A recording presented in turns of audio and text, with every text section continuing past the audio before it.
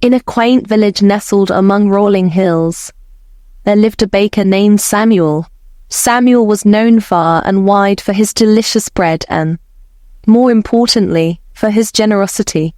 Every day, he would wake up before dawn to prepare his loaves, cakes, and pastries. But unlike most bakers, Samuel always baked extra bread. This extra bread was not for sale, but for those who couldn't afford to buy it.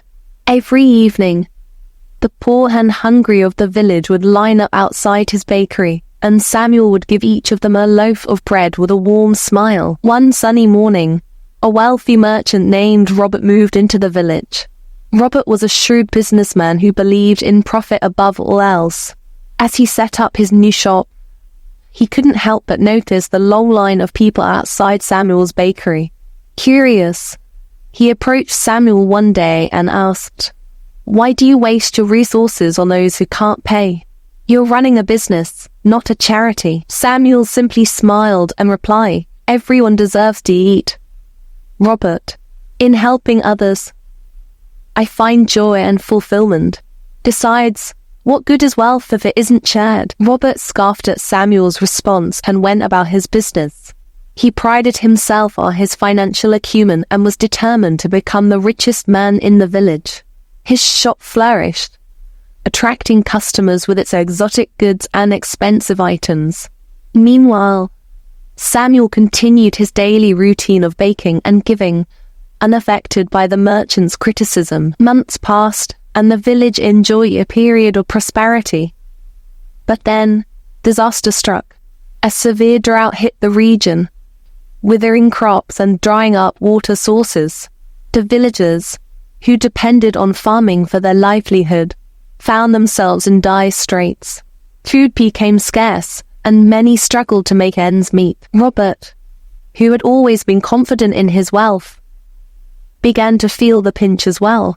His shop's profits dwindled, and he found himself unable to maintain his lavish lifestyle. One evening, as he walked through the village, he saw the familiar line outside Samuel's bakery. The sight of the humble villagers receiving bread from the generous baker struck a chord in him. Swallowing his pride, Robert approached Samuel. "Samuel, I never thought I'd find myself in this position, but I need help. The drought has left me with nothing, and I'm hungry." Samuel looked at Robert with compassion. Without a word, he handed him a loaf of bread. "Here, take this. You're always welcome here, Robert." Robert took the bread, his hands trembling with a mix of gratitude and shame. He couldn't believe the same man he had once criticized was now offering him help without hesitation. As he bit into the warm, crusty loaf, tears welled up in his eyes. He had never tasted anything so comforting and wholesome. Over the next few days, Robert watched as Samuel continued to share his bread with the villagers. He saw the smiles on their faces and the hope in their eyes. It dawned on him that Samuel's generosity had not only provided physical sustenance, but had also nurtured a sense of community and support. Robert approached Samuel again, this time with a different request. "Samuel, I've realized how wrong I was. Your kindness has shown me the true value of wealth. It's not about money or material possessions, but about the willingness to help others. I want to learn from you. Can I help you in any way?" Samuel welcomed Robert with open arms. Together, they worked in the bakery, baking bread and distributing it to those in need. Robert learned the art of baking and, more importantly, the joy of giving. The villagers, too, noticed the change in Robert. They saw a man who had transformed from a profit-driven merchant into a compassionate and caring individual. As the drought persisted, the village came together like never before. Inspired by Samuel and Robert, the villagers began to share what little they had with one another.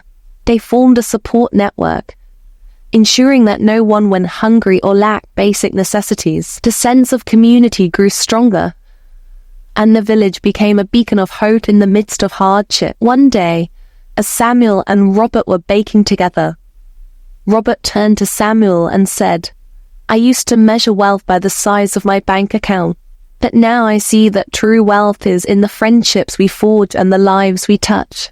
Thank you, Samuel, for showing me the way." Samuel smiled warmly.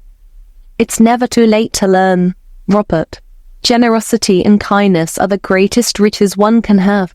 When we help others, we create a ripple effect that can change the world." As the seasons change, the drought eventually ended, and the village began to recover.